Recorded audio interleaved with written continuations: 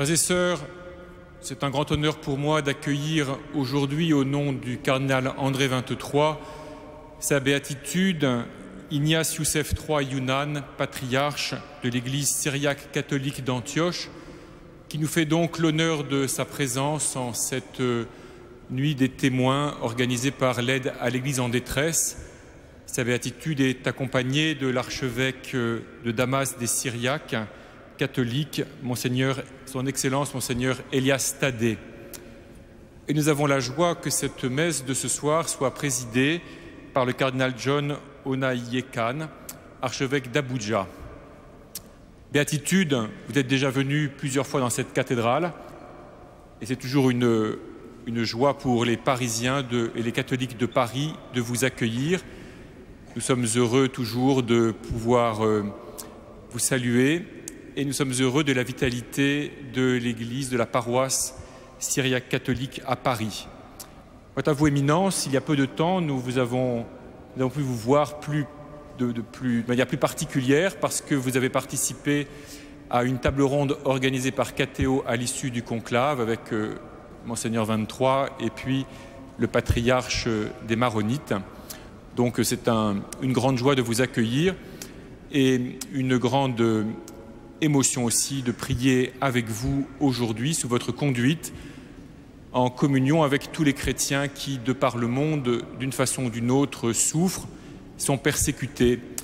Je voudrais remercier vous tous, frères et sœurs qui êtes ici présents, tous ceux qui s'unissent à nous par la télévision catholique Catéo, vous tous qui, d'une façon ou d'une autre, voulez soutenir les chrétiens persécutés ou les chrétiens qui souffrent dans le monde, vous tous qui voulez œuvrer de différentes façons, par la prière, par l'offrande, par le sacrifice, par votre générosité aussi, pour que la liberté religieuse, ce grand bien précieux, soit respectée dans le monde.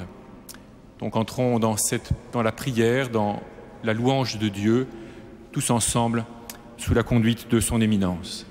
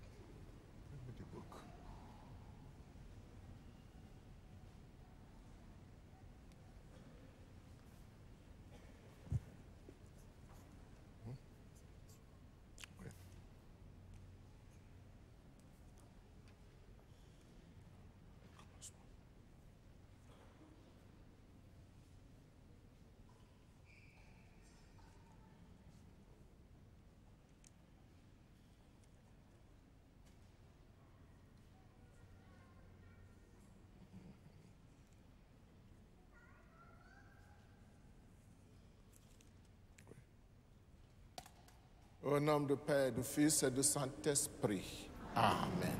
La grâce de Jésus notre Seigneur, l'amour de Dieu le Père et la communion de l'Esprit Saint soient toujours avec vous. Préparons-nous à la célébration de l'Eucharistie en reconnaissant que nous sommes pécheurs.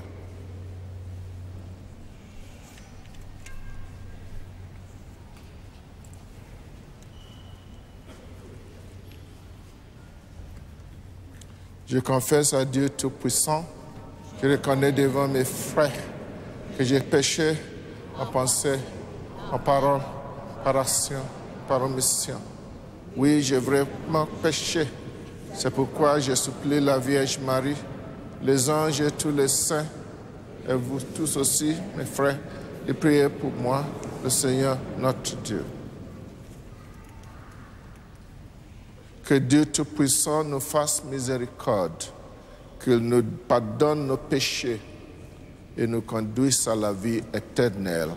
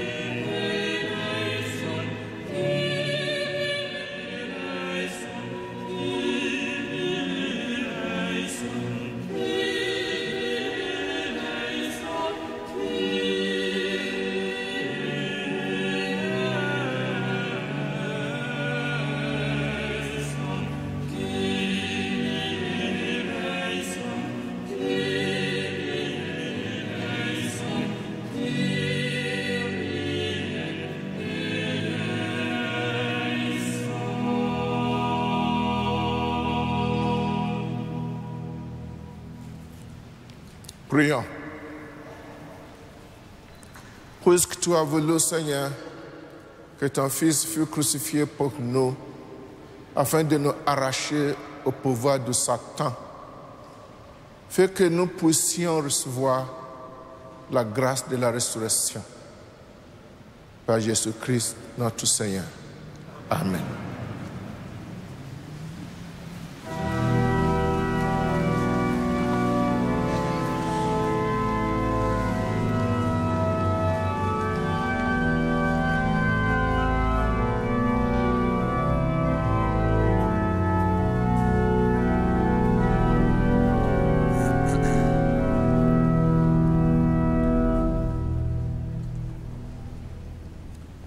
Lecture du livre des Actes des Apôtres.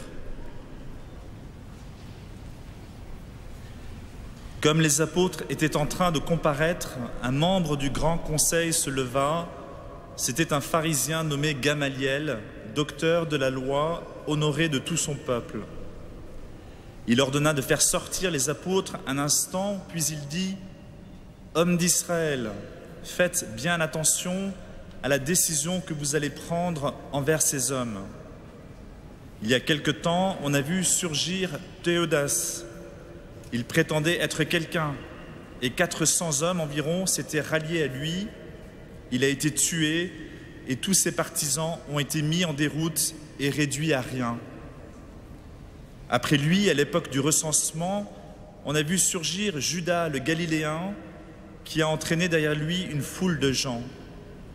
Il a péri, lui aussi, et tous ses partisans ont été dispersés. Eh bien, dans la circonstance présente, je vous le dis, ne vous occupez plus de ces gens-là, laissez-les. Car si leur intention ou leur action vient des hommes, elle tombera. Mais si elle vient de Dieu, vous ne pourrez pas les faire tomber. Ne risquez donc pas de vous trouver en guerre contre Dieu. » Le conseil se laissa convaincre, on convoqua alors les apôtres et après les avoir fouettés, on leur interdit de parler au nom de Jésus, puis on les relâcha. Mais eux, en sortant du grand conseil, repartaient tout joyeux d'avoir été jugés dignes de subir des humiliations pour le nom de Jésus. Tous les jours, au temple et dans leur maison, sans cesse, ils enseignaient cette bonne nouvelle: Jésus est le Messie. Parole du Seigneur.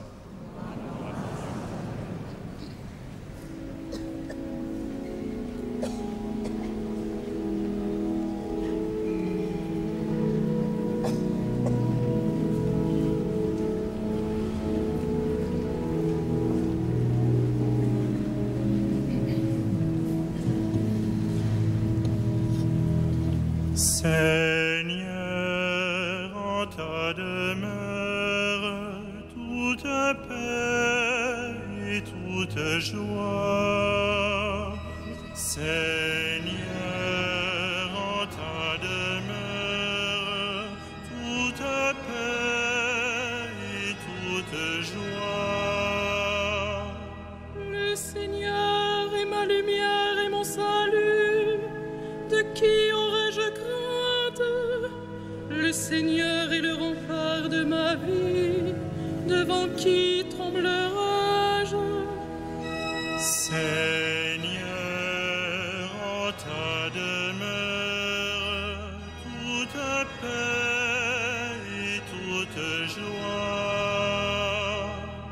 J'ai demandé une chose au Seigneur, la seule que je cherche, habiter la maison du Seigneur tous les jours de ma vie. Seigneur, en ta demeure, toute paix et toute joie. J'en suis sûr, je verrai les bontés du Seigneur sur la terre des vivants.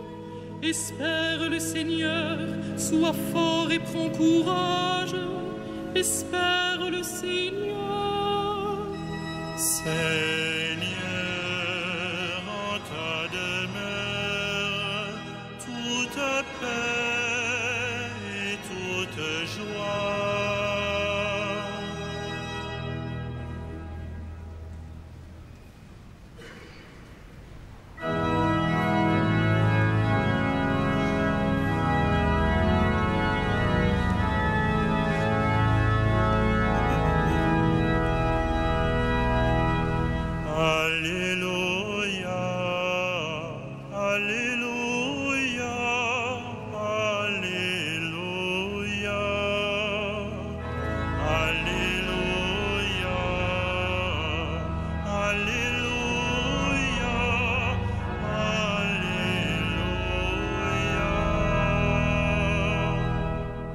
Seigneur a laissé le témoignage de ses bienfaits. Il nous a comblés de nourriture et de joie. Alléluia, Alléluia,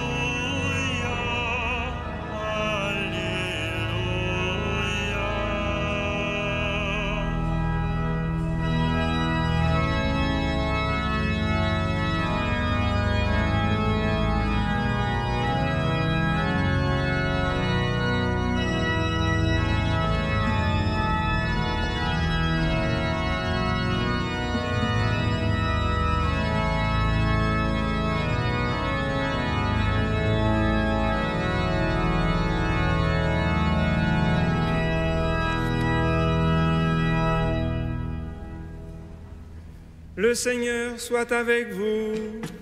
et avec votre esprit. Évangile de Jésus-Christ selon saint Jean. Gloire à toi, Seigneur.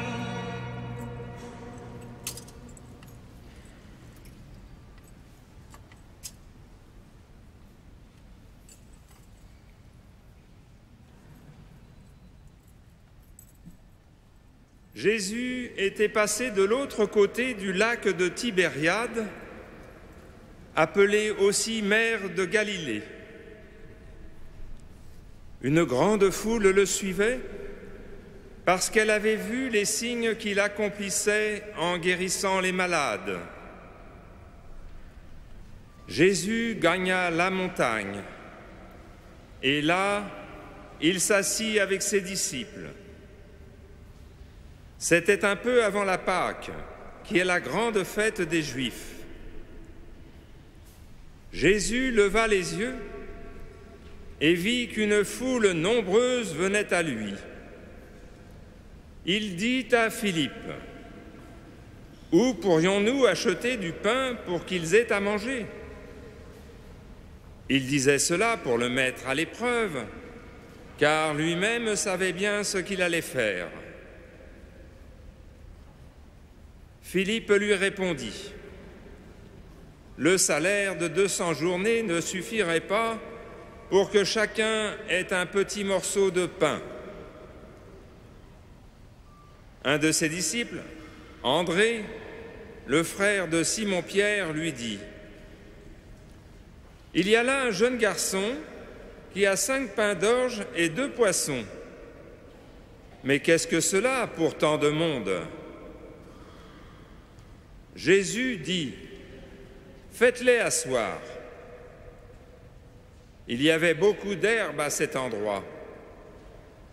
Ils s'assirent donc au nombre d'environ 5000 hommes. Alors Jésus prit les pains et, après avoir rendu grâce, les leur distribua. Il leur donna aussi du poisson, autant qu'ils en voulaient. Quand ils eurent mangé à leur faim, il dit à ses disciples, « Ramassez les morceaux qui restent pour que rien ne soit perdu. » Ils les ramassèrent et ils remplirent 12 paniers avec les morceaux qui restaient des 5 pains d'orge après le repas. À la vue du signe que Jésus avait accompli, les gens disaient, « C'est vraiment lui le grand prophète, celui qui vient dans le monde. » Mais Jésus savait qu'ils étaient sur le point de venir le prendre de force et faire de lui leur roi. Alors, de nouveau, il se retira tout seul dans la montagne. Acclamons la parole de Dieu. Louange à toi, Seigneur Jésus.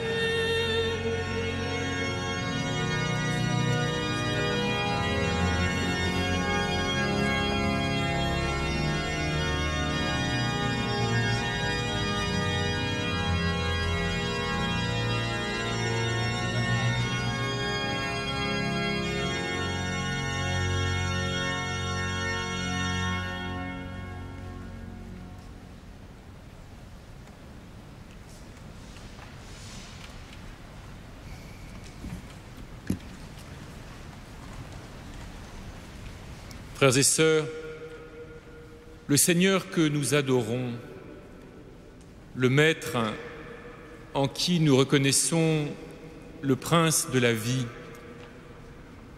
celui que nous confessons comme le Sauveur, ne veut pas être notre roi.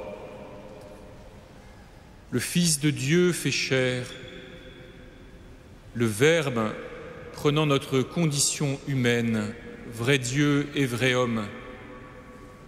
Le Messie d'Israël, attendu depuis si longtemps, porteur des promesses de Dieu pour son peuple,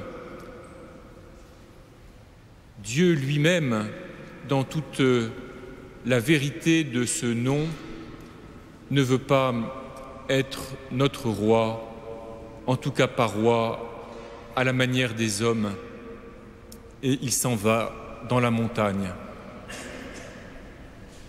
Il nous arrangerait bien pourtant qu'il accepte d'être notre roi. Qui pourrait être un meilleur roi pour les hommes que celui qui peut guérir si facilement des foules de malades? Qui pourrait être un meilleur roi pour les hommes que celui qui peut chasser les esprits mauvais par sa seule présence? Et qui pourrait être un meilleur roi pour les hommes que celui qui peut les nourrir si facilement et avec une telle surabondance?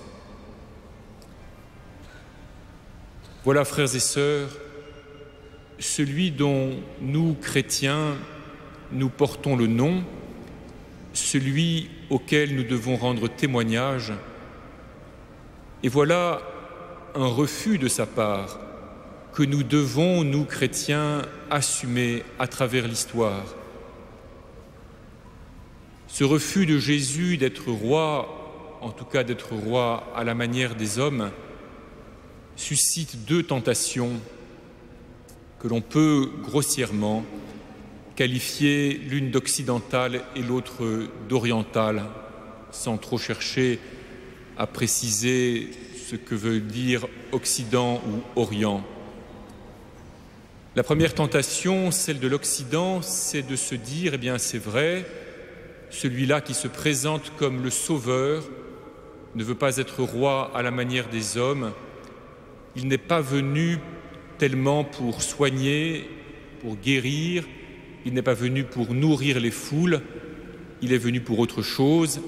Eh bien, très bien, nous les hommes, nous apprenons à nous guérir par nous-mêmes, nous apprenons à nous nourrir par nous-mêmes, nous apprenons à nous organiser par nous-mêmes, et finalement, nous n'avons plus besoin de lui. Il est dans la montagne, que ceux qui veulent y aller avec lui y aillent, mais cela n'intéresse pas ce qui est vraiment important pour l'ensemble des hommes. C'est une tentation que porte l'Occident, dans laquelle il se laisse facilement entraîner, et nous comprenons bien, nous voyons bien que cette tentation fait que l'Occident, tout capable qu'il est de guérir les malades et de nourrir les foules, oublie que l'homme n'est pas fait seulement pour se nourrir de pain et de poissons, ni même de choses plus variées et plus succulentes, que l'homme est fait pour bien autre chose encore, que nous appelons la vie éternelle. L'homme n'est pas fait simplement pour s'organiser sur cette terre comme les rois de la terre peuvent le faire, peuvent l'aider à le faire, mais il est fait pour vivre et vivre en plénitude pour l'éternité. Il est fait pour aimer et aimer en plénitude, en vérité, dans toute l'amplitude de ce terme. Et la tentation orientale, qui est parfois, et qui est peut-être notre temps encore redoublée par le spectacle de ceux qui cèdent à la tentation occidentale et qui s'enferment dans un matérialisme dont on voit facilement les effets pervers.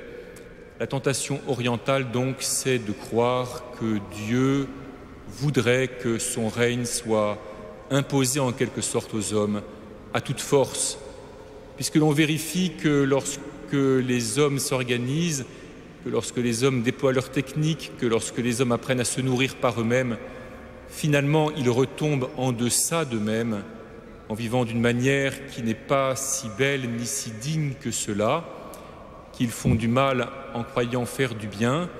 Alors la tentation existe de vouloir établir le règne de Dieu en quelque sorte par l'extérieur, par la contrainte, par l'organisation sociale, éventuellement par la force.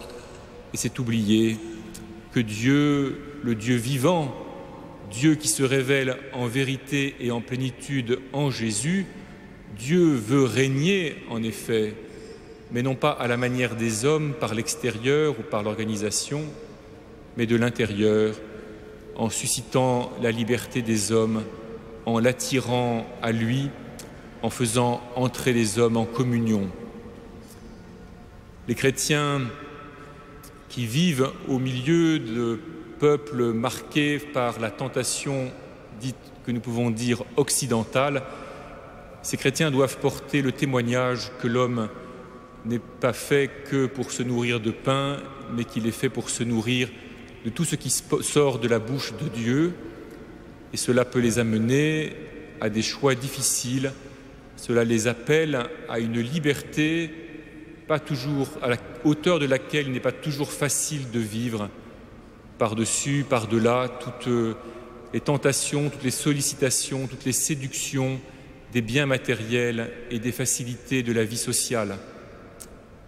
Et les chrétiens qui se trouvent pris dans des mondes habités, pénétrés par la tentation orientale, ceux-là doivent être les témoins que le vrai Dieu, Dieu vivant, Dieu tout simplement, Dieu veut la liberté des hommes, Dieu veut être honoré, mais il veut être aimé, Dieu veut être connu et loué, mais il veut être cherché, Dieu veut être obéi, mais il veut que cette obéissance soit toujours consentie et fasse toujours grandir l'homme dans la liberté.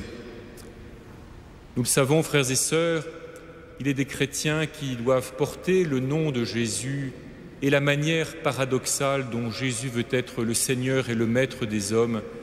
Il est des chrétiens qui doivent porter le nom de Jésus en acceptant parfois un statut social diminué, en consentant à ne pas pouvoir déployer socialement tous leurs talents et éventuellement en affrontant beaucoup de violence et au péril de leur vie.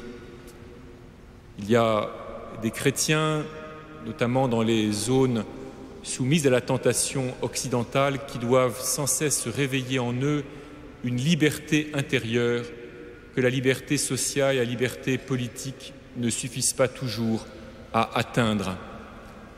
Ce soir donc, frères et sœurs, nous sommes invités à rendre grâce à Dieu d'abord pour Jésus qu'il nous donne comme Maître et comme Seigneur. Nous sommes invités à rendre grâce à Dieu, au Dieu vivant, pour la manière paradoxale dont il veut régner sur nous, sur les hommes, et dont il veut attirer tous les hommes à lui. Et nous voulons prier pour les chrétiens qui sont soumis, comme tous les hommes, à l'une ou l'autre tentation, et aussi pour les chrétiens qui se trouvent soit englués dans des sociétés matérialistes, dont ils ont du mal à sortir, au milieu desquels ils peinent à faire valoir leur liberté intérieure et leur liberté spirituelle. Et nous prions en communion avec les chrétiens qui doivent porter le beau nom de Jésus en étant soumis à l'humiliation, à la violence, qui le vivent parfois dans la crainte et qui se demandent comment ils pourront tenir dans la durée, dans la longueur du temps. Nous l'avons entendu dans les Actes des Apôtres, et il serait bon que bien des chefs d'État, que bien des responsables sociaux, que bien des meneurs de mouvements politiques ou culturels puissent entendre la sagesse de Gamaliel, qui dit que si un mouvement, si cela, disait-il en parlant des premiers chrétiens. Si cela est de Dieu, alors vous ne pourrez pas l'enlever. Craignez de combattre contre Dieu. Prions donc, frères et sœurs, en particulier pour tous nos frères et nos sœurs qui assument leur être de chrétiens au péril de leur vie ou en consentant la dégradation de leurs conditions de vie. Prions pour qu'ils puissent durer, pour qu'ils trouvent les moyens de tenir, pour qu'ils puissent être le signe de la fidélité de Dieu et de la puissance de Dieu qui veut régner sur les hommes par la liberté.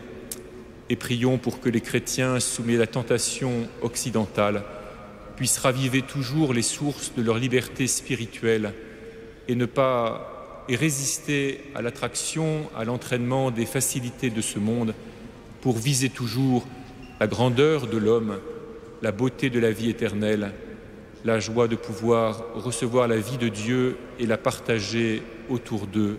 Amen.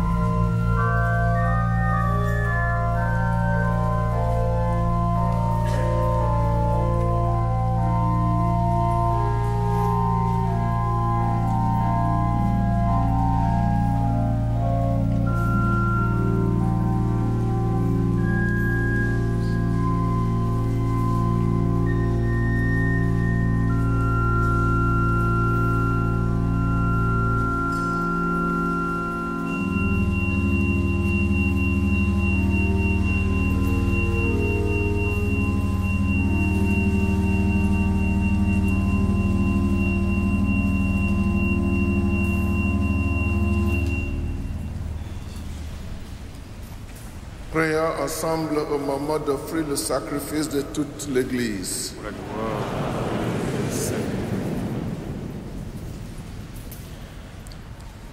Reçois avec bonté, Seigneur, les offrandes de ton peuple. Garde-le sous ta protection, pour qu'il ne perde aucun des biens que tu lui donnes et qu'il découvre ce qui demeure toujours. Par Jésus-Christ notre Seigneur. Amen. Le Seigneur soit avec vous. Et avec votre esprit. Élevons notre cœur. Rendons grâce au Dieu, au Seigneur notre Dieu. Cela est juste et bon. Vraiment, il est juste et il est bon de te glorifier, Seigneur, en tout temps. Mais plus encore en ce jour où le Christ, notre Pâque, a été immolé. Car il est l'agneau véritable qui a enlevé le péché du monde. En mourant, il a détruit notre mort. En ressuscitant, il nous a rendu la vie. C'est pourquoi le peuple des baptisés, rayonnant de la joie pascale, exulte par toute la terre, tandis que les anges dans les cieux chantent sans fin l'hymne de ta gloire.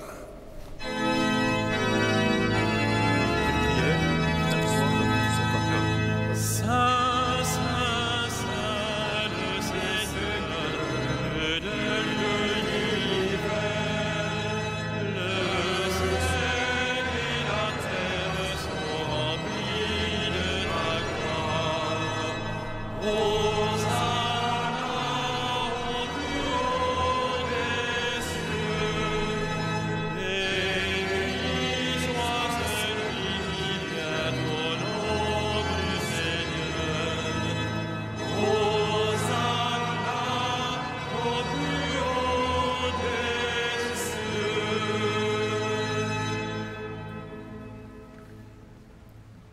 Tu es vraiment Saint Dieu de l'univers, et toute la création proclame ta louange.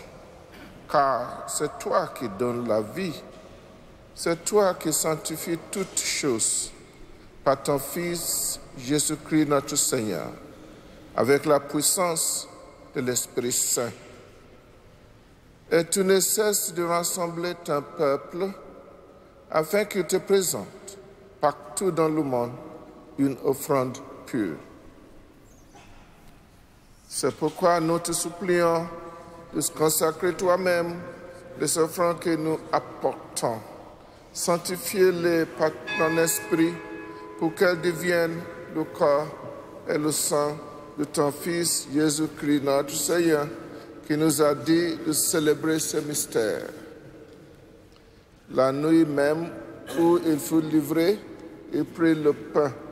En te rendant grâce, il le bénit, il le remplit et le donna à ses disciples en disant: Prenez et mangez-en tous, ceci est mon corps livré pour vous.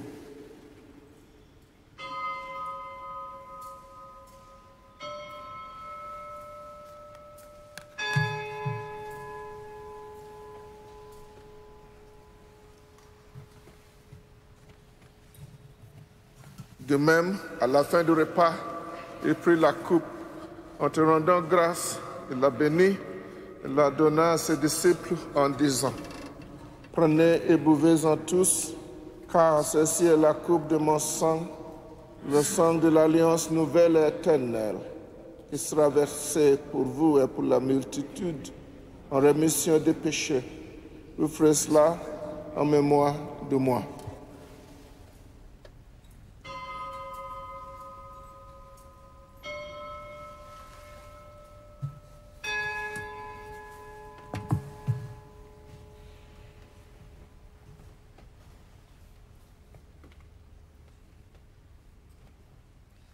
Il est grand le mystère de la foi.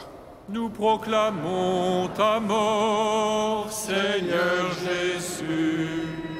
Nous célébrons ta résurrection. Nous attendons ta venue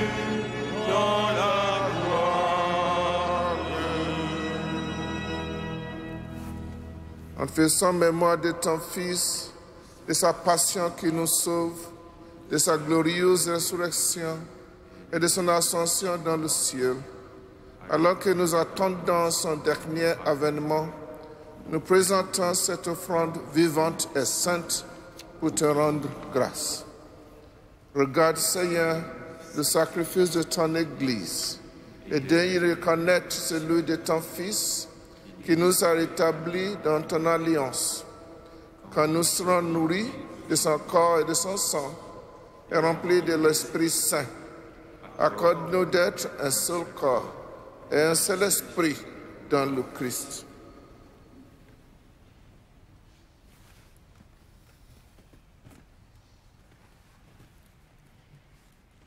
Que l'Esprit Saint fasse de nous une éternelle offrande à ta gloire, pour que nous obtenions un jour les biens du monde à venir, auprès de la Vierge Marie, la bienheureuse Mère de Dieu, avec les apôtres, les martyrs et tous les saints qui ne cessent d'intercéder pour nous.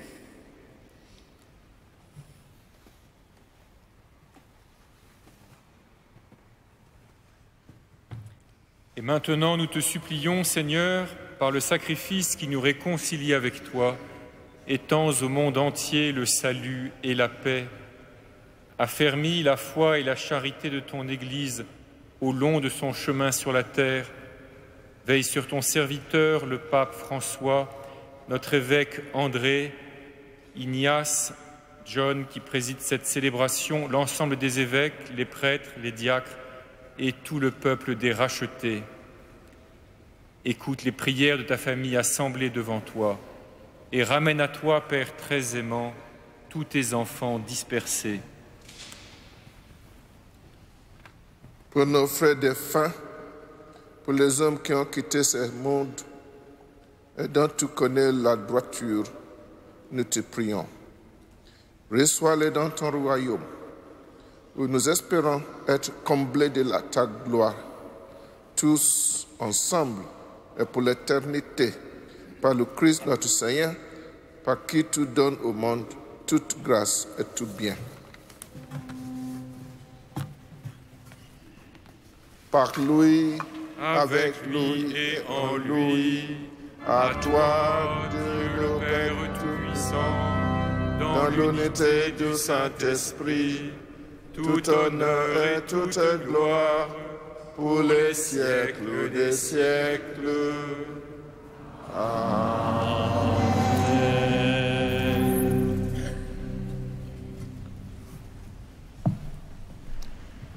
Comme nous l'avons appris du Sauveur, et selon son commandement, nous osons dire: Notre Père qui es aux cieux, que ton nom soit sanctifié, que ton règne vienne, que ta volonté soit faite sur la terre comme au ciel. Donne-nous aujourd'hui notre pain de ce jour et pardonne-nous nos offenses, comme nous pardonnons aussi à ceux qui nous ont offensés.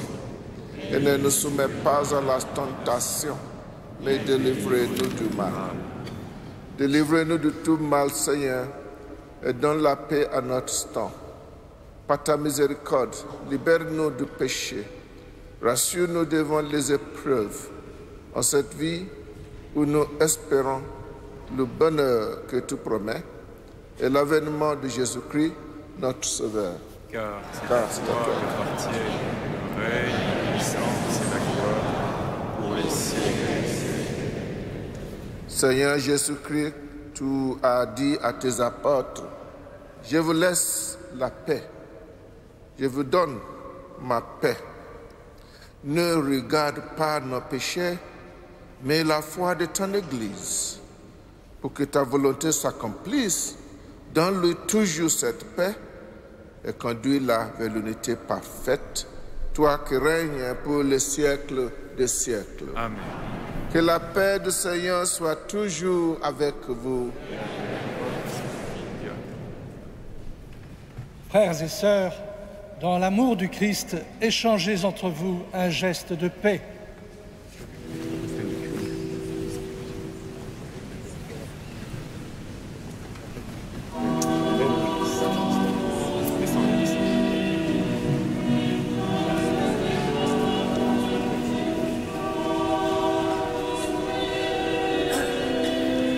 l'Esprit Saint, merci.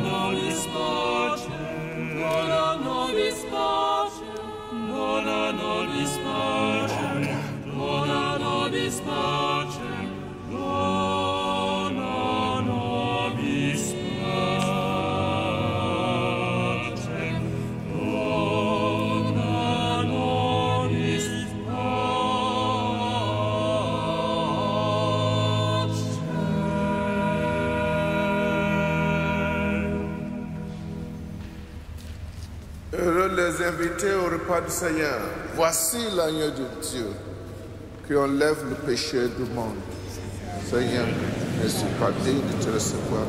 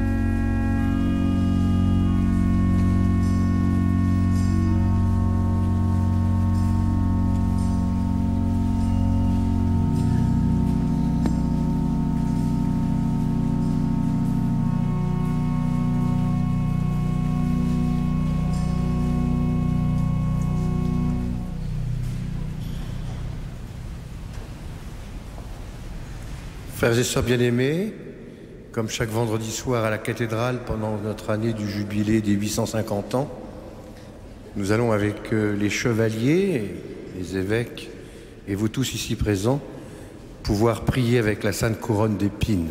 Donc c'est le moment de l'ostension. Monseigneur Moulin-Beaufort va venir avec cette couronne d'épines. Il la fera vénérer par le patriarche, le cardinal et les évêques présents. Et ensuite, il y aura un moment de silence dans lequel nous pourrons prier quelques instants devant cette couronne d'épines. Puis, le président de la célébration fera les rites de la fin de cette Eucharistie.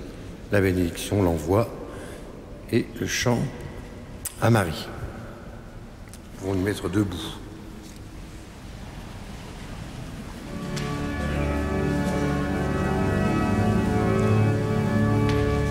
Puisque Dieu nous a aimés jusqu'à nous donner son Fils, ni la mort ni le péché ne sauraient nous arracher à l'amour qui vient de lui. Depuis l'heure où le péché s'empara du genre humain, Dieu voulut nous envoyer. On a mis sur nos chemins le Seigneur Jésus, son Fils. Puisque Dieu nous a aimés jusqu'à nous donner son Fils, ni la mort ni le péché ne sauraient nous arracher à l'amour qui vient de lui. Au grand arbre de la croix, l'amertume n'a pas cours. L'innocent qui souffre là nous révèle pour toujours que les pauvres sont aimés. Puisque Dieu nous a aimés jusqu'à nous donner son Fils, ni la mort ni le péché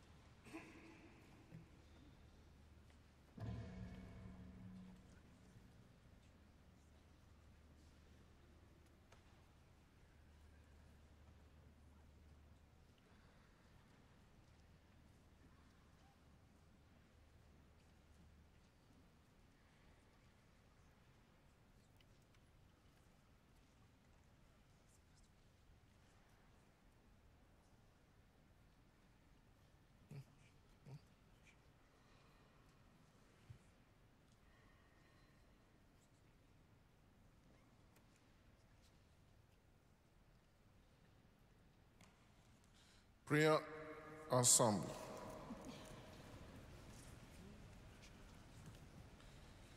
Ne cesse pas de protéger avec amour, Seigneur, ceux que tu as sauvés.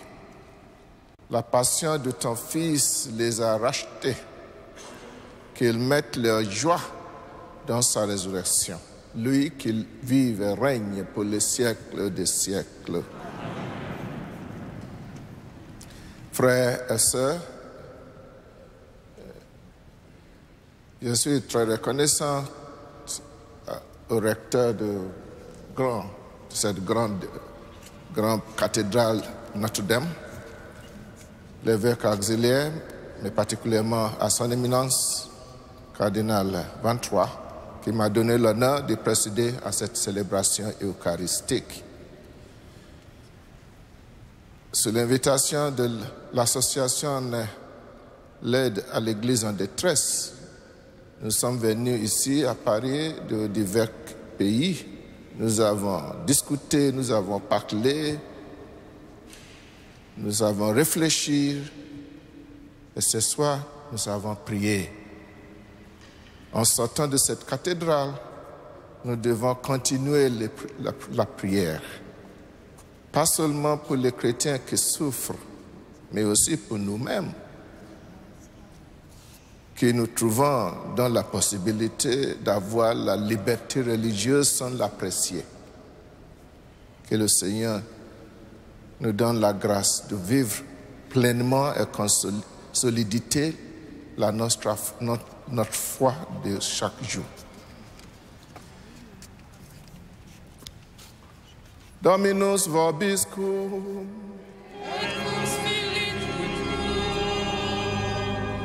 Sit nomen Domini benedictum. Adjutorum nostrum in nomine Domini. Benedicat vos omnipotens Deus, Pater et Filius et Spiritus Sanctus.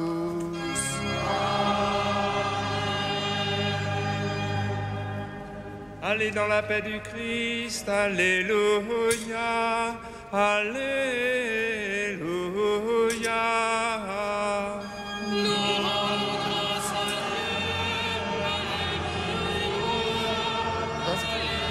à OK.